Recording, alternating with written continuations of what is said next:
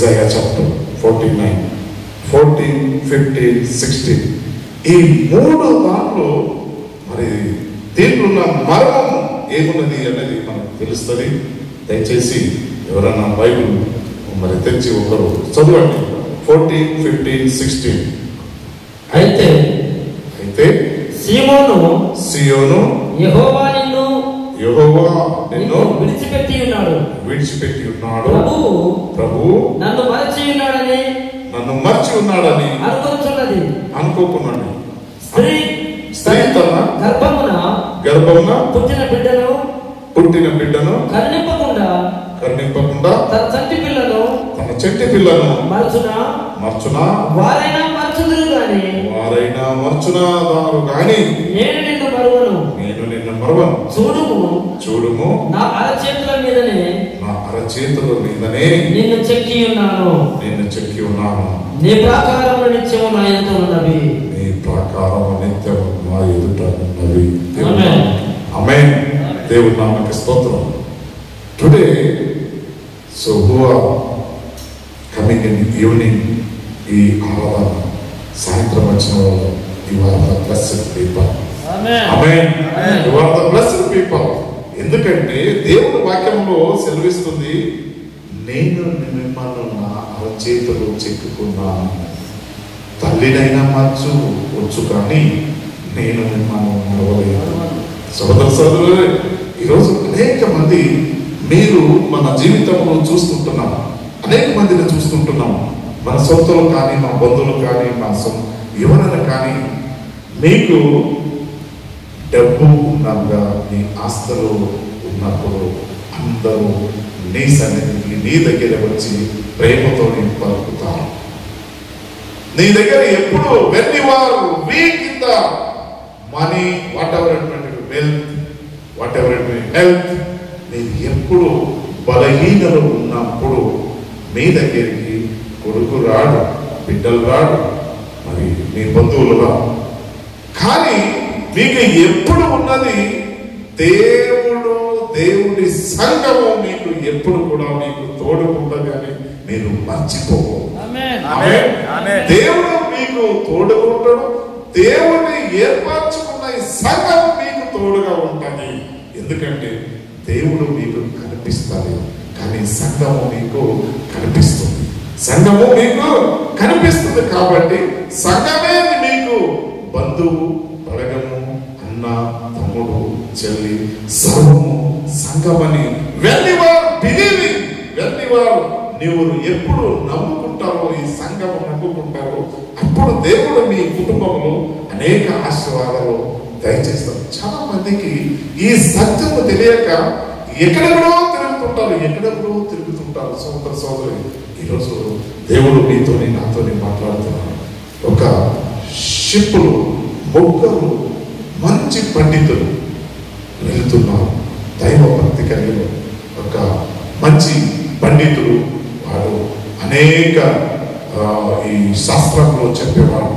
మరి ఇంకొకడు మరి ఒక హిందూ అంటే ముస్లిం, అతను కూడా వెళ్తున్నాడు. ఇంకొకడు క్రిస్టియన్. ఈ ముగ్గురు వారు ఒక పడవలో ప్రయాణం చేస్తుంటాక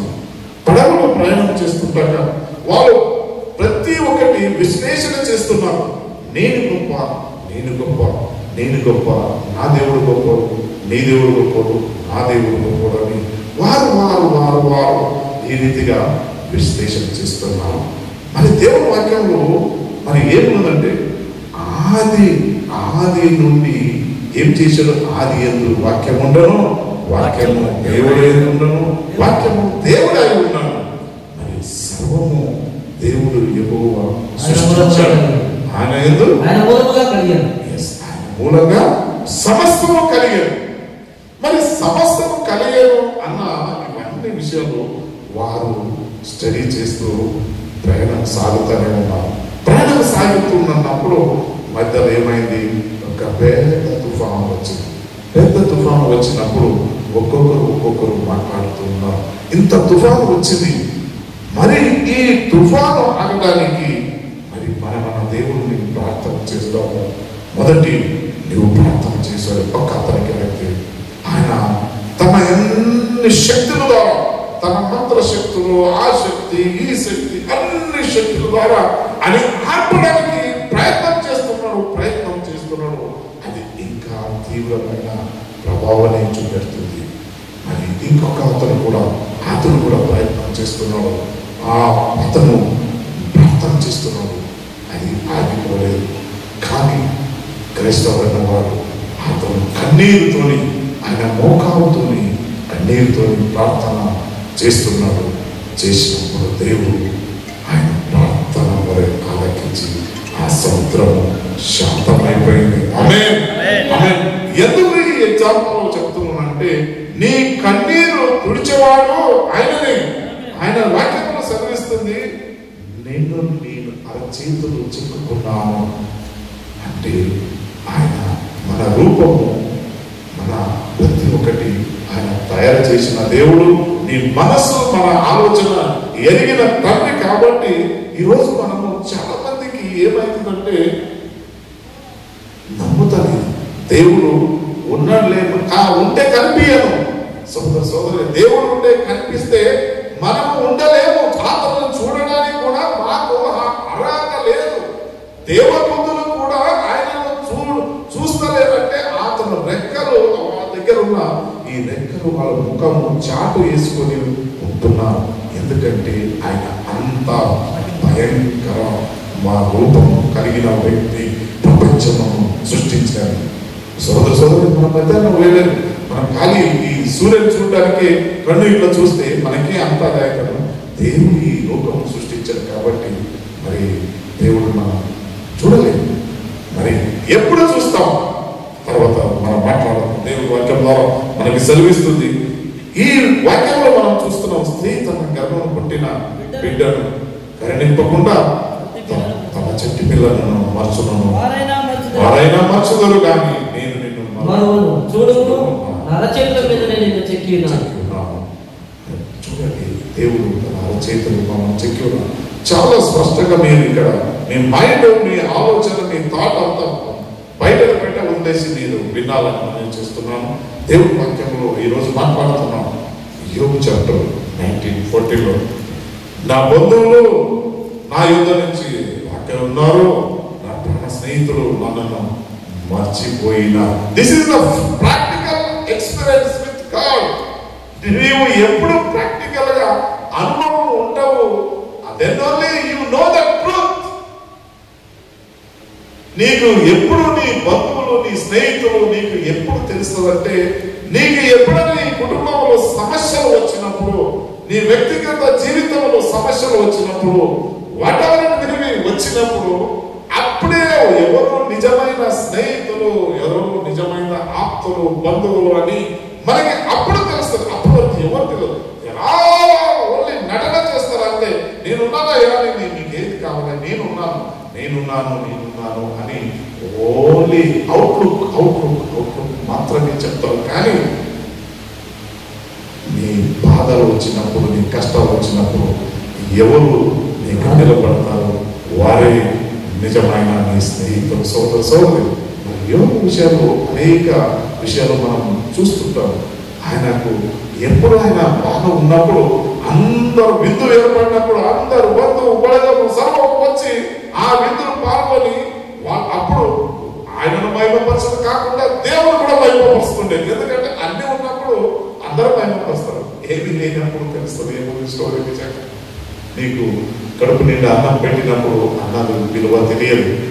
ఎప్పుడు నీకు అన్నం దొరకదు ఆ టైం ఆ అన్న విలువ ఏమున్నది అప్పుడు తెలుస్తుంది. ఆకలి అయిన వానికి ఏం విలువ తెలియదు, ఆకలి ఉన్నవానికి అన్నం విలువ తెలియదు. అందుకోసమని దేవుడు సత్యము తెలిసిన వానికే దేవుడు ఉన్నాడని తెలుస్తుంది. దేవుడు సత్యము తెలియలేని వాళ్ళకి ఎన్ని అది చేస్తే కూడా వాళ్ళు మారరు సోదరు. ఈరోజు దేవుడు ఎందుకు మనిషి ఇంత కఠినంగా ఉంటున్నాడు? కారణం ఏంటంటే దే ఆర్ ఆల్ సెల్ఫిష్. తమ గురించి, తమ కుటుంబం గురించి, తమ పిల్లల గురించి ఆలోచన చేసి నడుస్తున్నారు. కాబట్టి దేవుడును మరిచారు, ఈ లోకమున వన్ననే ప్రేమిస్తున్నారు. కాబట్టి దేవుడు అక్కడ బాధపడుతున్నాడు. నేను మిమ్మల్ని అరచేతులు చెక్కుకున్నాను, అయితే కూడా మీరేమయ్యా నన్ను మర్చిపోయినారు, ఒక గంటలో నా సన్నిధిలో మీరు వచ్చి నాకు గురించి మీరు ప్రార్థన చేస్తలేదు, స్తుతిగానము చేయట్లేదు. పొద్దు నుంచి అంటే సాయంత్రం వరకు ఏమంటారు చూడండి, ఒక గాడిద ఉంటుంది, ఆ గాడిదకి పొద్దు నుంచి సాయంత్రం పని చేస్తూనే ఉంటుంది, అది ఏ పని చేస్తూనే చేస్తుంది. ఆ రీతిగా మన జీవితంలో కూడా 7 రోజులు అయినా కూడా 6 రోజులు పని చేయండి, 7వ రోజు నా సన్నిధిలో వచ్చి నా వాక్యం వినండి, నన్ను ప్రార్థన చేయండి. 6 రోజులు నేను చేసిన అద్భుత కార్యాలు కానీ నేను తోడు ఉండి మీకు సహాయం చేసిన ప్రతి ఒక్కటి నా సన్నిధిలో వచ్చి మీరు నన్ను జ్ఞాపక చేసుకోండి, కృతజ్ఞత చెల్లించండి అన్న కృతజ్ఞత చేస్తున్నాము. 7 రోజు అయితే కూడా మనకు సరిపోతలేదు, డే అండ్ నైట్ కూడా ఓటీ చేస్తున్నాం, మనకు సరిపోతలేదు. ఈ రీతిగా ఇంత చేసి మనము ఏమైతున్నామంటే దేవుని దగ్గర రాకుండా పోతున్నాం. అందుకే దేవుడు అక్కడ బాధపడుతున్నాడు. ఇంత వీరిని వెలిగిస్తే, ఇంత రీతి నేను చేస్తే కూడా వీరు నా సన్నిధిలో ఒక్క రోజు 1 గంట కూడా నా సన్నిధిలో వీరు గడుపుతలేరు కదా అని బాధపడుతున్నాం. అందుకే మీకు మనకి కానీ మనుషులకి అనేక రీతిగా ఇవన్నీ వస్తున్నాయంటే ఈజ్ టెస్టింగ్ గివ్, మిమ్మల్ని పరీక్షించడానికి శోధనలు వస్తుంటాయి. మీరు ఎప్పుడు శోధనలు వచ్చినప్పుడు ఆటోమేటిక్గా మీరు ఏం చేస్తారంటే జాగ్రత్త పడతాం. అరే నేను ఫలానా సండే నేను దేవుని సన్నిధిలో నేను రాలేదు, అందుకే నా పిల్లలు హాస్పిటల్ పాలేదు. ఇక్కడ 1 అవర్ గడిపితే 1000 దినాల కంటే మీకు శ్రేష్టము ఆ సన్నిధిలో ఒక్క రోజు గడపడుగా 1000 దినాల కన్నా శ్రేష్టమా. కానీ మనం 1 అవర్ కూడా మార్నింగ్ రాలేకపోతే ఈవినింగ్ అన్న దేవ సన్నిధిలో 1 గంటలను కలుపుదామని ఆ ఆశ కలిగిన ప్రాణము దేవుడు తృప్తిపరుస్తాడు. మనకి తృప్తి కావాలంటే మనము ఆయన ఆశ తీర్చాలి. అందుకోసమే దేవుడు ఈరోజు మాట్లాడుతున్నాం. యోబు ఆయన మంచిగా ఉన్నప్పుడు అనేక మంది వచ్చారు, అనేక మరి ప్రోగ్రామ్స్ ఆయన చేసిన విందులు తిన్నారు, తాగారు, ఎంజాయ్.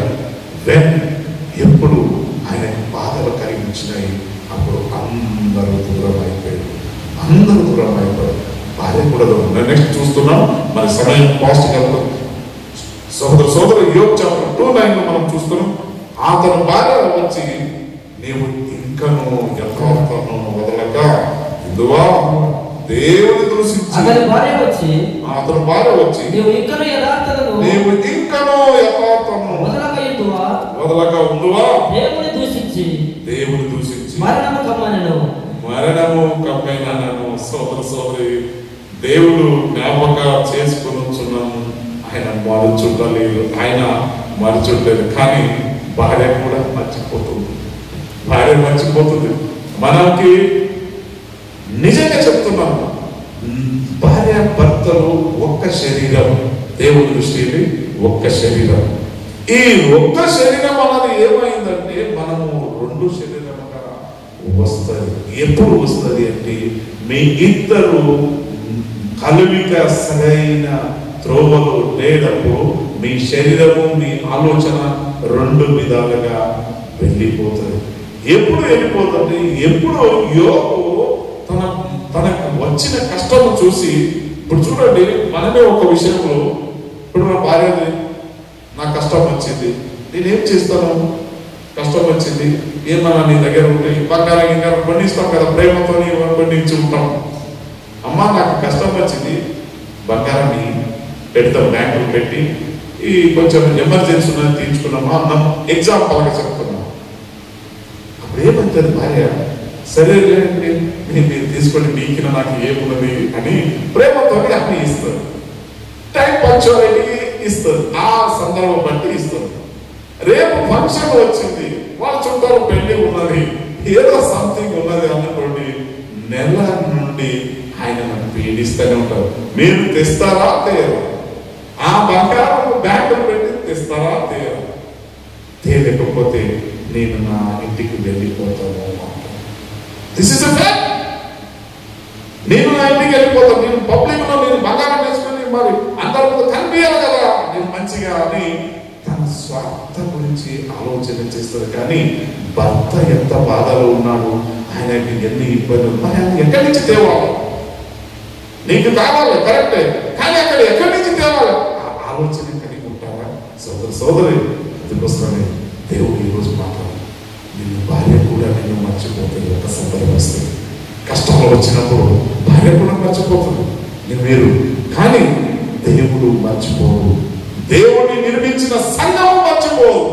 సందర్భం వస్తే సంఘము మీకు తరపు నుంచి ఏదో విషయం ప్రార్థన చేస్తుంది, సహాయం చేయడానికి ముందుకు. దేవుడు ఈరోజు మాట్లాడుతున్నాడు, నేను మిమ్మల్ని మరవను. అనేక మందికి ఆలోచన ఏమని ఉంటుందంటే, నా భార్య ప్రాణం ఉన్నంత వరకు నన్ను ప్రేమిస్తుందండి, నా పిల్లలు కూడా నా ప్రాణం ఉన్నంత వరకు ప్రేమిస్తుందండి అని ఇది కామన్గా మనం మాట్లాడుతుంటాం. కానీ అప్ టు డెత్ వరకు ప్రేమించేవాడు యేసు ప్రభువే. నేను నమ్ముకున్న దేవుడే నన్ను ప్రేమిస్తాడు తప్ప వేరే ఎవరు ప్రేమించారు. నేను ఓపెన్ గా చెప్తున్నాను, నేను దాచిపెడతలేదు సోదరి. అంత యోగు, అంత భక్తుడు, అన్ని ఆస్తి కలిగిన వాడు యోగు. అన్ని పోతే కూడా భార్య కూడా ఆయనను నిందించింది. ఆయన సాకు ఆయనకు సపోర్ట్ చేయది మానుకొని ఆయన అగెనెస్ట్ గా నీ దేవుడు నన్ను దూషించు, నీవు దూషించి చావు, నీవు మరణానికి నీ జీవం అప్పగించు, లాస్ట్ కి తన భర్తను కూడా నువ్వు చచ్చిపోతే బాగుండేది అని ఆ సిచ్యువేషన్ ఉపయోగపరిచింది. నీ జీవితంలో కూడా అటువంటి సిచ్యువేషన్ రాక ఉండొచ్చు, ఉండకపోవచ్చు, రావచ్చు. అది దేవుడి చిత్తమై ఉంటుంది. సోదరు ఈరోజు దేవుడు మాట్లాడుతున్నాం. కానీ ఎన్ని ఇబ్బందులు వస్తే కూడా నీవేం చేయవద్దు, నువ్వు భయపడదు. అయం వ్యక్తులు అయ్యా మీరు చెప్పే మాట చాలా ఈజీగా ఉందయ్యా, మీరు మాయం వ్యక్తులు దేవుడు చెప్తానుకున్నాడు. కానీ ఇది చాలా బాగానే ఉంది. భయపడద్దు, నేను నీకు తోడుగా ఉన్నాను, నీ ఎమ్మడి నేనున్నాను, నేను ఎడకు పలకు ఏ సైడ్ కూడా ఉంటా, నీ దేవదూతలు తోడుగా ఉంటారు, నీవెందుకు భయపడతావు అని ఇది వాక్యం ప్రకటించడానికి చాలా బాగానే ఉంది. బోధకుడు బోధించడానికి చాలా బాగానే ఉంది. కానీ క్రియ లేని విశ్వాసము మృత్యుత్వానికి సమానం. ఇవి క్రియలు ఉండాలి. క్రియలు ఉంటేనే దేవుడు దీంతోనే మాట్లాడతాడు. క్రియలు లేకపోతే దేవుడు మాట్లాడాడు. అందుకోసం అనేక మంది వాక్యం ప్రకటిస్తున్నారు, వాక్యం చెప్తున్నారు, జనాలు మారతలేదు. ఎందుకు మారతలేదు? మొదటి నీవు క్రియలు ఉండు, నీ నుడి నీ క్రియలు దేవునికి మెచ్చికరంగా ఉండాలి, జనాలకు మెచ్చికరంగా కాదు. ముందు నీవు దేవునికి మెచ్చికరంగా నడవాలి. దేవుడు అప్పుడు నీ కుటుంబంలో నేను ఆశీర్వదిస్తాను. శోధనలు, కష్టాలు, బాధలు ప్రతి ఒక్క కుటుంబానికి వస్తాయండి. కోటీశ్వరుడు ఉంటేనే కోట్లంతా ఆయనకి ఇబ్బందులు ఉంటాయి. అని చెప్పుకోరు, మనం ఏం చెప్పుకుంటాం. ఎందుకంటే మనం చిన్న విషయాలు కూడా మనం చెప్పుకొని 10 మందికి షేర్ చేస్తాం. వారి కుటుంబంలో ఎన్ని ఉంటే కూడా, ఎన్ని ప్రాబ్లం ఉంటే కూడా బయటికి చెప్పుకోరు. అదే వీక్నెస్. మరి పేదవాళ్ళ దగ్గర ఉన్న వీక్నెస్ ఏంటంటే, మనం కొంచెం బాధపడితే మనము టెన్షన్ పడి అనేక మందికి చెప్పుకుంటాం. మరి ఉన్నవాళ్ళు ఎప్పుడు చెప్పారు, వాళ్ళు మర్యాద కాపాడుకుంటారు. అంటే మర్యాద అంటే ఆ కుటుంబం విలువను, నేను బలాల వ్యక్తి, నేను ఇతరులకి చెప్తే నేను ఏమైతాను అని వారు అంటారు. కానీ మనం కూడా దేవుని సన్నిధిని చెప్పుకోవాలి తప్ప అందరికీ చెప్పుకుంటే మన విలువ ఉండదు. దేవుని నామమునకు స్తోత్రం. అందుకే యోగు ఇన్ని ప్రాబ్లమ్స్ ఉంది, కష్టాలు వస్తే కూడా దేవునికి అడుగుతున్నాను, అయ్యా నీవే ఇచ్చినవయ్యా, పిల్లలు ఇచ్చినవాడు నీవే, ఈ ఆస్తి ఇచ్చినవాడు నీవే, ఇదంతా ఇచ్చినవాడు నీవే, నీవు ఇచ్చినావు, నీవు తీసుకున్నావు, స్తోత్రం, నీకే మహిమ కలుగును గాక అని ఆయన దేవునికి స్తుతి చెల్లించాడు. మనమైతే అట్లా చెప్తున్నామా? మనమైతే ఆ రీతిగా అంత సంతోషంగా చెప్పగలుగుతున్నామా? అయ్యో దేవుడు మాకు మంచి చూశాడయ్యా, ఇప్పుడు దేవుడు మమ్మల్ని చూస్తా లేదయ్యా, మాకు ఎన్నో ఇబ్బందులు వచ్చినాయా. అప్పుడు మనం ఏం ఆలోచన చేస్తాం? యేసు ప్రభు దగ్గరికి వెళ్తే ఏం అద్భుత కారణం లేవు. అలానా ఆడ మంత్రం చేస్తున్నాడు, ఆయన దగ్గర మంత్రం చేసుకొని కాగితం పెట్టుకొని వస్తాము అని ప్రమాణం చేసుకు వెళ్తారు. ఎంత అమాయకత్వం ఉన్నారండి సమాజంలో, ఎంత అమాయకం ఉంది సోదరు. మంత్రం చేస్తే ఏమనవుతుందండి, మంత్రం చేస్తే ఏమవుతుందండి సోదరు. నాకు 100 మంత్రం చేయండి, నాకు ఏది కాదు. ఈరోజు దేవుడు మాట్లాడుతున్నాడు, ఆయన వాక్యం ద్వారా మాట్లాడుతున్నాడు. వాక్యమే నిన్ను బలపరుస్తుంది, వాక్యమే నిన్ను నడిపిస్తుంది. నేనే మార్గము, సత్యము, జీవము, నన్ను నమ్మున్నవారు ఎవరు కూడా నా తండ్రి వద్దకి రాలేరని వాక్యం ద్వారా అందరికీ హెచ్చరిస్తున్నాడు. కానీ జనాలు ఎక్కడికి వెళ్తున్నారు? జనాలు లోకంలో లైన్ కట్టినారు. ఆడ ఎవరైనా ఏమన్నా మాయామంత్రం చేస్తే ఆ మాయామంత్రం పోతారు. సోదరులు, మీ జీవితంలో కొన్నిసార్లు మాయామంత్రం పని చేయవచ్చు. ఆ మాయామంత్రం కొంత క్షణం పని చేయవచ్చు. తర్వాత నీవు మాయామంత్రంలో నీ లైఫ్ అంతా బర్బాద్ మీరు తెలుసుకుంటారు. అనేక మంది పిల్లలు, చిన్న చెట్టు పిల్లలు ఎత్తుకొని ఎక్కడో మంత్రం వారి దగ్గరికి వెళ్తారు, ఏదో పట్టిస్తారు, ఏదో తెస్తారు. అదే మీరు దేవుని సన్నిధికి వెళ్ళు, దేవుని మందిరానికి వెళ్ళు, దేవసేవతో ప్రార్థన చేసుకో, దేవుడు అద్భుత కార్యాలు చేస్తాడు. స్తోత్రం కలుగుగా. రెండోదాన్ని మనం మాట్లాడుతున్నాము, దేవుని వాక్యం మనకు సెలవిస్తుంది. మరి రెండోదాన్ని కీర్తనలో 31:12 మరణమైతే కీర్తనలో 31:12 వచనంలో స్మరణము రాకుండా మరో పడితిని పుట్టకుండా. అదే రీతిగా యేషయా యెహోషువ చాప్టర్ 1:5 యెహోషువ చాప్టర్ 1:5 లోకము ప్రేమ కొరకు అంగలార్చున్నది, నీవు బ్రతుకు దినములన్నీ ఏ మనుషుడు నీ ఎదుట నిలవలేకపోయినను, నేను మోషేకు తోడైనట్లు నీకు నువ్వు తోడైనను, నిన్ను విడువను, నిన్ను ఎడబాయను, నిబ్బరము కలిగి ధైర్యముగా ఉండుము. ధైర్యంగా ఉన్నాము. నిబ్బరము కలిగి ధైర్యంగా ఉన్నాము. నిజంగా చెప్తున్నాను, మీరు నమ్ముతున్నాము.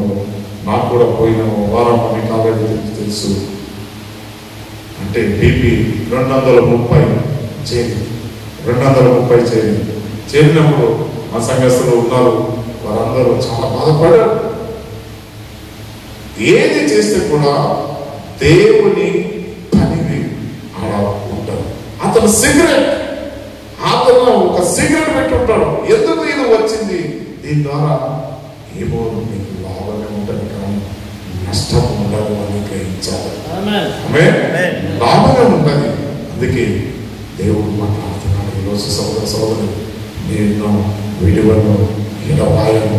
నేను ఎక్కడ ఉంటే నిన్నయ్యా నా నామంలో మీరు ప్రార్థన చేయండి. దయ్యములు కానీ, సైతాన్లు కానీ, ఆకాశంలో సంచరిస్తున్న దురాత్మలు కానీ, చీకటి శక్తులు కానీ, అంధకార శక్తులు కానీ ఆయన నామముకి అవి పారిపోతాయి. హల్లెలూయా. నామము పలికితే చాలు అవి పారిపోతాయి. ఏ నామములో కూడా శక్తి లేదు, యేసు నామములోనే శక్తి బలం ఉన్నది అనే దేవుని వాక్యం మనకి సెలవిస్తుంది. ఈరోజు మనం చూస్తున్నాం. అందుకోసమే ఎప్పుడు కూడా నన్ను ఆరాధించాలి. నేను మిమ్మల్ని ఎందుకు చెప్పుకున్నాను? నేను జీవిత కాలం మీకు ఈ జీవం ఇచ్చిన వాళ్ళు ఎవరు? నేనే కదా. నన్ను మీరు ఆరాధించండి. ఒక రాజు చూడండి, ఎప్పుడు కూడా ఆయనకు ఏం ఆశిస్తాడు రాజు? ఆయన ఆస్తి అన్నీ ఉంటే కూడా ఆయన ప్రజల నుంచి ఆశించలేదు. ఆయనను పొగడాలి, ఎప్పుడు కూడా ఆయన స్తుతించాలి. గొప్ప రాజు అని ఆయన ఎప్పుడు పొగుడుతాము. అప్పుడు ఆయన ఏం చేస్తాడంటే ఇంకా మంచి కార్యాలు చేయడానికి ఉంటారు. సోదరులు, వాక్యంలో మనం చూస్తున్న రెండోదాన్ని మరి కీర్తనలు 115:12 వచ్చిన లాస్ట్ నేను వస్తున్నాను, ఎందుకంటే సమయం అవుతుంది కాబట్టి. కీర్తన 115:12 యెహోవా మమ్మల్ని మర్చిపోలేదు, ఆయన మమ్మల్ని ఆశీర్వదించను.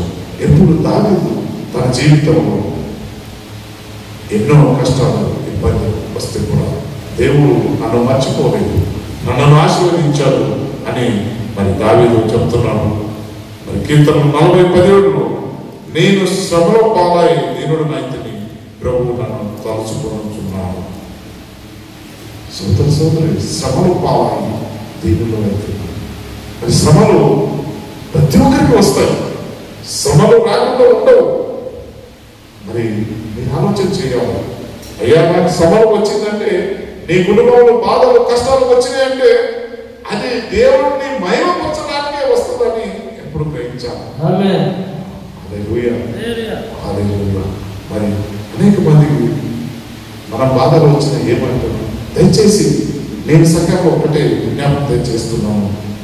ఏ బాధలు వస్తే కూడా మీరు ఒంటరిగా ఉండి దేవుని సన్నిధిలో ప్రార్థన చేయండి. మీ ఇంటి విషయము కానీ, మీ పిల్లల విషయము కానీ, మీ కుటుంబం విషయాలు కానీ థర్డ్ పర్సన్కి నేను షేర్ చేయకూడదండి.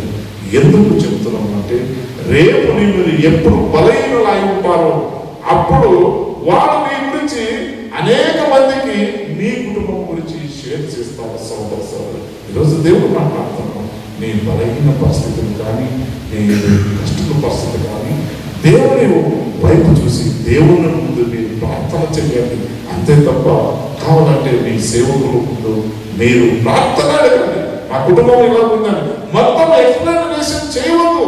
ఏ కుటుంబం కానీ మీ కుటుంబం ఉన్న ప్రాబ్లమ్స్ ఏదైనా అటువంటి సీక్రెట్ ఉంటే దేవునికి మొదలుపెట్టి అడగండి దయచేసి. ఎందుకంటే సైతాను ఎప్పుడు కూడా ఎవరు మింగాలని సింహలో బాధలో అటు ఇటు తిరుగుతుంటారు. సింహలో బాధలో అటు ఇటు ఎవరిని మింగాలని తిరుగుతుంటారు. అందుకే జాగ్రత్త. మీరు వాక్యం వినడానికి వస్తున్నారంటే కొన్ని విషయాలు ఇక్కడ నేర్చుకోవాలి. మీరు మీ మనసును గ్రహించి వెళ్ళాలి తప్ప ఏదో సండే వస్తున్నాము, ఏదో పాటలు పాడుతున్నాము, ఏదో వింటున్నాము అన్నది కాదు. ఈ రోజు దైవ సేవకుడు ఏ మాటలు పలికారు? నిజంగా నా కుటుంబము, నా పిల్లలు, మా హస్బెండ్ విషయంలో నేను నిజంగా బయట వాళ్ళకి మా ఆయన గురించి నేను ఎందుకు వీక్నెస్ చెప్పాలి? చాలా మంది స్త్రీలు తమ హస్బెండ్ గురించి అనేక విషయాలు ఆయన వీక్నెస్ చెప్తారు. రేపు మీకు ప్రాబ్లం వస్తుంది సోదర సోదరి, అది రేపు మీ కుటుంబానికి అనేక ఇబ్బంది కలిగిస్తుంది. అందుకోసమే మీ ఏ ప్రాబ్లం ఉంటే కూడా దేవుని సన్నిధిలో మొదలుపెట్టి అతని సన్నిధిలో నేను చెప్పాలి తప్ప నీ పక్క ఉన్నాడు ఈ రోజు నేను మంచిగా ఉండొచ్చు, రేపు నీకు చెడు కూడా కోరవచ్చు. నేను మా మనుషుడు కాబట్టి రేపు నేను మంచిగా ఈ రోజు నటనగా మంచిగా కనిపిస్తాను, కానీ నా అంతరంగంలో ఏమున్నదంటే నీకు తెలియదు, నాకు తెలియదు, ఆ సృష్టించిన దేవుడికే తెలుసు. అందుకోసమే దేవుని వాక్యంలో ఎప్పుడు కూడా సంఘంలో దేవుడు మాట్లాడేదంటే మా సంఘంలో ప్రతి ఒక్కరికి హెచ్చరిక మాటలు ఏం పలుకుతున్నాడంటే, మొదటి నీ కుటుంబము దేవుని సన్నిధిలో నిలబడాలి. దేవుని సన్నిధిలో నిలబడినప్పుడే కుటుంబము ఆశీర్వదించబడుతుంది. ఈరోజు వాక్యము మరి దేవుడు మాట్లాడుతున్నాడు. లాస్ట్లో వచ్చినప్పుడు చెప్పి నేను క్లోజ్ చేస్తున్నాను. కీర్తనలో 136:23 మనము లాస్ట్ వచ్చినాము. కీర్తనలో 136:23 మనము దీన దశలో ఉన్నప్పుడు ఆయన మనల్ని జ్ఞాపకం చేసుకొనెను. మనము జ్ఞాపకం చేసుకున్నాను. ఆయన కృప నిరంతరముండును. ఆయన కృప నిరంతరముండును. ఆయన కృప నిరంతరము ఉండాలి. మరి ఆయన కృప నిరంతరం ఉండాలంటే నీవు ఆయనలో నీవు ఉంటేనే ఆయన కృప నిరంతరంగా ఉంటాడు. నీవు అటు ఇటు లోకం కావాలి, దేవుడు కావాలి, లోకము ధనదాశం కావాలి, ఆశలు ఏం కావాలి, మరి దేవుడు కూడా కావాలి. ఇవన్నీ రెండు రకాలుగా నీవు ఉన్నప్పుడు అతని కృప నీ మీద ఎందుకుంటుందమ్మా? నీ మీద ఎందుకుంటుంది అని కృప ఉండదు. నీవు ఒకటే వేలు వెళ్ళినప్పుడు మాత్రమే ఆయన కృప నీ మీద ఉంటుంది అని దేవుడు ఈరోజు మాట్లాడుతున్నాడు. మరి ఈరోజు దేవుడు వాక్యం ద్వారా మరి దేవుడు మాకందరికీ మాట్లాడాడు. దేవుడు నామకి స్తోత్రం. దేవుడు మరి వచ్చిన ప్రతి ఒక్కరిని దీవించి ఆశీర్వదించిన ప్రార్థన పరిశుద్ధుడా నీకు స్తోత్రంలో చెల్లిస్తున్నాను. నీవు చేసిన ఉపకారం ఒకటి కూడా పర్వాలేదు ప్రభు. ఈరోజు సహోదరులతో మా అందరితో నేను మాట్లాడినాను. తల్లి చెట్టు బిడ్డలను మార్చలేదు, కానీ నేను నిన్ను మరవను ప్రభు. తండ్రి నీకే స్తోత్రంలో చెల్లిస్తున్నాను. ఈరోజు నీ వాక్యం ద్వారా ప్రతి ఒక్క హృదయం కదిలించి మరి నీకే మహిమ ఘనత చెల్లిస్తూ ప్రభు అయిన యేసు నామమున వేడుకుంటున్నాము తండ్రి. ఆమేన్. దయచేసి